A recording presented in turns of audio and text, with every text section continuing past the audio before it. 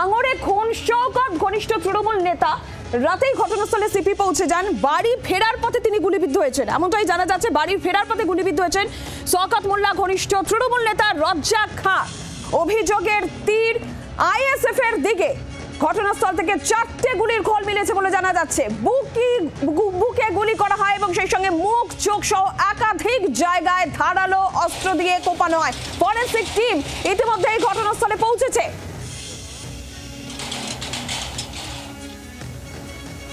পিয়ালি মিত্র সরাসরি রয়েছেন আমাদের সঙ্গে, বিস্তারিত জানাবেন। পিয়ালি, ঠিক কি জানা যাচ্ছে এখনো পর্যন্ত? ফরেনসিক টিম পৌঁছে গিয়েছে, কি বলছে ফরেনসিক টিম এখনো পর্যন্ত? আপডেট তোমার কাছে কি রয়েছে?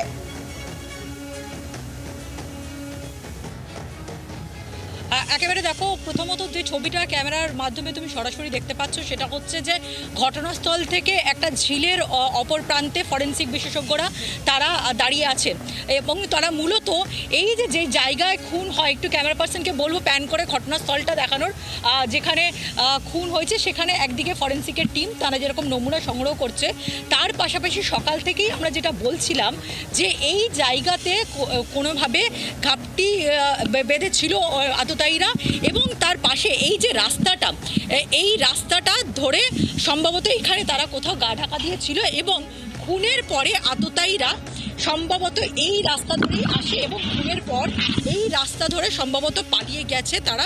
এবং সেই নমুনা সংগ্রহের কোনো রকম কোনো ক্লু বা কোনো রকম কোনো এভিডেন্স পাওয়া যায় কি না সেই সূত্র খোঁজার জন্যই কিন্তু ফরেনসিক বিশেষজ্ঞদের টিম তারা এই রাস্তা ধরে, যেটা আল পেরিয়ে একেবারে কানেক্টিং ওই দিকে পালিয়ে যাওয়ার রাস্তা রয়েছে, সেই রাস্তা ধরে তারা গেছেন। ফলে মূলত একদিকে ঘটনাস্থলে এসছেন তারা এখান থেকে নমুনা সংগ্রহ করছেন যেখানে তাকে গুলি করে খুন করা হয়। তার পাশাপাশি এই রাস্তা দিয়ে অনুমান করা হচ্ছে যে আততায়ীরা এই রাস্তা ধরে আসে, তারা এখানেই লুকিয়েছিল এবং এখান থেকে তারা যখন এই রেজ্জাক খান তিনি যাচ্ছিলেন তার বাইককে লক্ষ্য করে তার চারিদিক থেকে ঘিরে ধরে প্রথমে এলোপাথারি গুলি চালায়, তারপরে তাকে ধারালো অস্ত্র দিয়ে আঘাত করে এবং ধারালো অস্ত্র দিয়ে আঘাত করার পর সম্ভাব্য তারা এই রাস্তা ধরেই, তার কারণ গুলি চালিয়ে তারা এই যে একটা মেন রাস্তা রয়েছে সেই রাস্তা ধরে যদি যাওয়ার চেষ্টা করেন, সামনেই রেজ্জাক খানের বাড়ি এবং লোকজন যাতায়াত করে, ফলে ধরা পড়ে যাওয়ার সম্ভাবনা বা আশঙ্কা অনেক বেশি থাকে।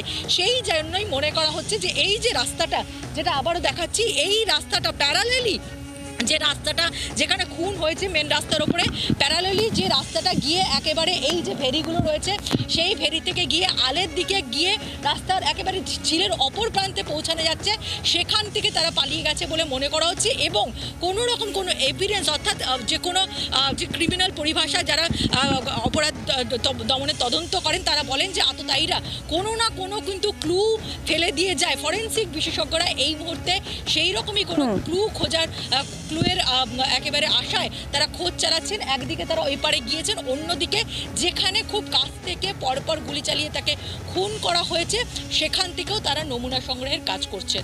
পিয়ালির সঙ্গে থাকার যে ছবি পিয়ালি আপনাদের সামনে এই মুহূর্তে তুলে ধরছে ঘটনাস্থল থেকে, যেখানে দুদিকে ভেড়ি রয়েছে, যেটা এখনো পর্যন্ত অনুমান যে এই দুদিকে ভেড়ি দিয়ে তারা পালিয়ে যেতে পারে বা ওই জায়গায় লুকিয়ে ছিল আততায়ীরা। এবং ঘটনাস্থলে এই মুহূর্তে ফরেনসিক টিম নমুনা সংগ্রহের কাজ করছে, সমস্তটাই খতিয়ে দেখা হচ্ছে।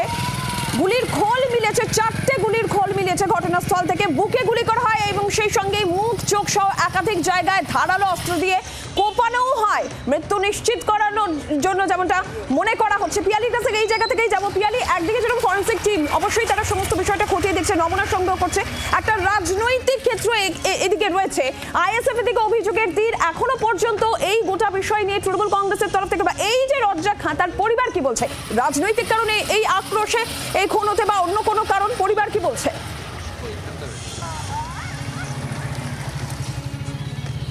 দেখো, পরিবারও কিন্তু অভিযোগ তুলছে আইএসএফ এর দিকে। তাদের বক্তব্য, তার স্ত্রীর বক্তব্য, যে বা যারাই এই ঘটনার সঙ্গে যুক্ত থাকুক না কেন তাদের বিরুদ্ধে যেন কড়া ব্যবস্থা নেওয়া হয়।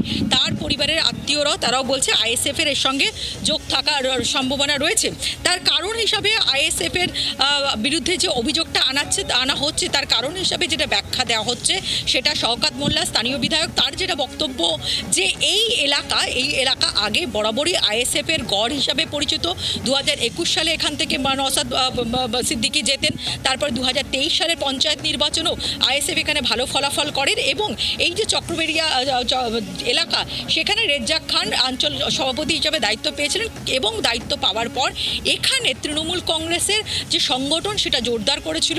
প্রচুর আইএসএফ এর কর্মী সমর্থকরা তারা তৃণমূলে যোগদান করেছিল আইএসএফ ছেড়ে। ফলে তার নেতৃত্বে এখানে যেহেতু তৃণমূল তাদের মাটি শক্ত করার কাজ করছিল সেই কারণেই তাকে এখান থেকে সরিয়ে দিতে পারলে অনেকটাই লাভবান হবে আইএসএফ এবং সেই কারণে এই ঘটনা, যদিও আইএসএফ এর তরফ থেকে গোটা ঘটনার অস্বীকার করা হচ্ছে এবং এখনো পর্যন্ত যদিও স্পষ্ট নয় যতক্ষণ না পর্যন্ত কেউ ধরা পড়ছে যে এর পেছনে সত্যিই কোনো রাজনৈতিক কারণ রয়েছে কিনা। কারণ অতীত যা বলছে ভাঙড়ে কিন্তু রাজনৈতিক সংঘর্ষ, দুটো রাজনৈতিক দলের মধ্যে গোষ্ঠী সংঘর্ষের ঘটনায় খুন, এরকম ঘটনা আমরা অতীতে দেখেছি।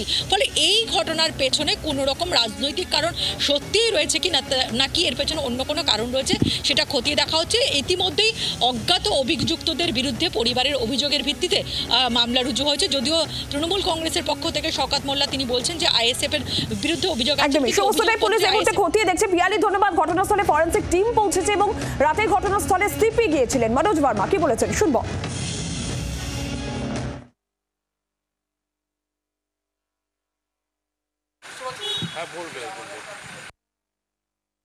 দশটার মধ্যে একজন রেজ্জাক খান ওনার মার্ডার হয়েছে। এটা ভাঙড় থানা থেকে অ্যাকচুয়ালি টেকনিক্যালি উত্তর কাশীপুর পড়বে, প্রায় ভাঙড় থানা থেকে 1 কিলোমিটার দূরে। তো সেইগুলো তদন্ত করে পুলিশ দেখছে ডিটেলস। এইগুলো তো ইঞ্জুরি আর পোস্টমর্টমের পরেই এক্সাক্ট পাওয়া যাবে কীভাবে হয়েছে। ইঞ্জুরি কিছু আমরা নোট করেছি, ডিটেলস নেই, এখন জাস্ট ইনভেস্টিগেশন শুরু হয়েছে। এই মুহূর্তে ডিটেলস বলা মুশকিল আছে। ঘটনায় অভিযোগের তীর আইএসএফ এর দিকে। তৃণমূল কংগ্রেস অভিযোগ করছে আইএসএফ এই ঘটনার সঙ্গে যুক্ত। শওকত মোল্লা এবং নওশাদ সিদ্দিকী দুজনের বক্তব্য পেয়েছে, শোনাবো। যদি কলকাতা পুলিশ দায়িত্ব নেওয়ার পর এলাকায় যথেষ্ট শান্তি ফিরে এসছে। এখানে কালী পুজোর মতো কলকাতা পুলিশ দায়িত্ব নেওয়ার আগে বোম পড়ত। 2023-এ যেদিন ভোট গণনার দিন সেদিন কিন্তু আইএসএফের সঙ্গে সেন্ট্রাল ফোর্সের গুলির লড়াই হয়েছিল। তারপরে আমাদের দলের পক্ষ থেকে এই 2025 পর্যন্ত সিঙ্গেল কোনো ইনসিডেন্ট নেই। যেটুকু পুলিশের গাড়ি পড়ানো, পুলিশের মাথায় লাঠি মারা, জ্বালিয়ে দেওয়া, পুড়িয়ে দেওয়া, সে কিন্তু আইএসএফ আশ্রিত সমাজ বিরোধী করেছে। আর এর পিছনে একজনই আছে যিনি হুগলিতে বসে কলকাঠি নাড়ছেন, তিনি হলেন নওশাদ সিদ্দিকী। রাজ্জাক খানের যে মার্ডার, আমি নিশ্চিতভাবে মনে করি সঠিক তথ্য উদ্ঘাটন হলে এরা ধরা পড়বে।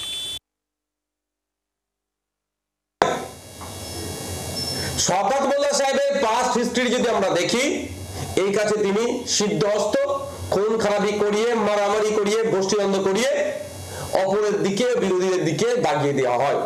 এখন আমি বলছি এই যে খুনটা হয়েছে, শওকত মোল্লা সাহেবকে যদি সঠিকভাবে জিজ্ঞাসাবাদ করা হয়, এই খুনের অনেক রহস্য উন্মোচন হবে। এটা সম্পূর্ণরূপে আমি দায়িত্ব নিয়ে বলতে পারি, এটা গোষ্ঠীদ্বন্দ্বের শিকার হয়েছে। এবার কোন গোষ্ঠী করেছে আর কেন করেছে, কোন গোষ্ঠী করেছে এটা এই মুহূর্তে বলা সম্ভব নয়। কেন করেছে এটা আমি বলতে পারি, সেই দিনের শেষে ভাগ বটরার লড়াই, এ বড় নেতা হয়ে যেতে পারে, সে ছোট নেতা হয়ে যেতে পারে, এই মর্মে একটি ছেলেকে খুন করা হলো। আর এরই পাশাপাশি আপনাদের শোনাবো শশী পাঁজা এবং শুভেন্দু অধিকারী বিরোধী দলনেতা, তারাই বাকি বলেছেন। ওদের পরিণত তাই হল, একে অপরকে মারতে মারতে চলে যাবে। এর উত্তর নওশাদ সিদ্দিকী আর শওকত মোল্লাই দিতে পারবে, আমরা দিতে পারবো। ওখানে বিজেপির কোনো স্টেক নেই। আমাদের লোকেরা এসব করে না, আমাদের লোকদের মানসিকতাও নেই। আপনি ঢিল ছুড়ে দেন ও ফুল দিয়ে করবে। শুধু ওই নন্দীগ্রামের আশার তলাতে একটু টাইট দিতে হয়েছে। তুলসী গাছে হাত দিতে গেছিল, বাজনা বন্ধ করিয়েছি, আলো বন্ধ করিয়েছি। হিন্দুদের ঐক্যবদ্ধ হতে হবে, শুধু বিজেপির বুথ কমিটি করলে হবে না, ধর্মরক্ষা কমিটি করতে হবে। এটা তো অবশ্যই কলকাতা পুলিশ দেখছে, কিন্তু আমি জানি যে মাননীয় বিধায়ক শওকত মোল্লা বলেছেন এবং তিনি একটা গুরুতর অভিযোগ করেছেন যে আইএসএফ এর হাতেই এই হত্যাটা হয়েছে এবং এরপরে উনি স্থানীয় বিধায়ক হিসেবে এই কথাটা বলেছেন। সুতরাং তারপর তো কলকাতা পুলিশ দেখছে। বাংলার আওয়াজ, বাঙালির আবেগ, জি 24 ঘন্টা।